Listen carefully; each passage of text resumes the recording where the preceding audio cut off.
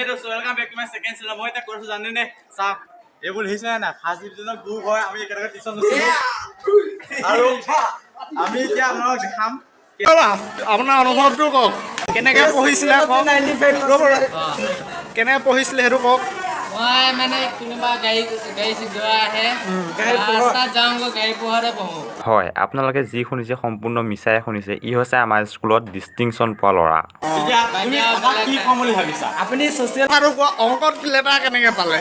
অংকত লেটাৰ কেনেকৈ মানে অংক যেনেকৈ কয় তেনেকৈ আৰু বহুত কষ্ট এনেকৈ স্কুলত অলপমান এনজয় কৰিলোঁ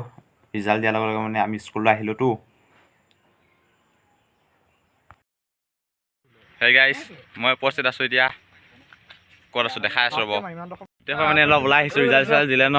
এতিয়া মানে অলপ ফ্ৰী হৈছোঁ মুক্ত এই জীৱন আৰু এয়া হৈছে আমাৰ মাধুৰ্য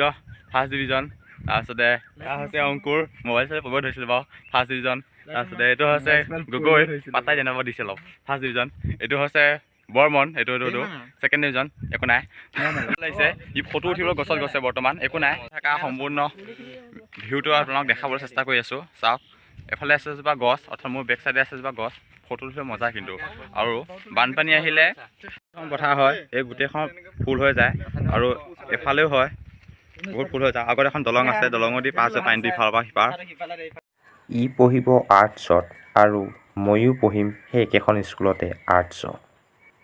ই মেথামেটিক্সত 2 নম্বৰ কাৰণে আৰু মই ছায়েন্সত 5 নম্বৰ কাৰণে লেটাৰ নেপালোঁ সেই বুলি দুখ কৰি থাকিলে নহ'ব দে ভিডিঅ'টো এনেকুৱাতে সমাপ্ত কৰোঁ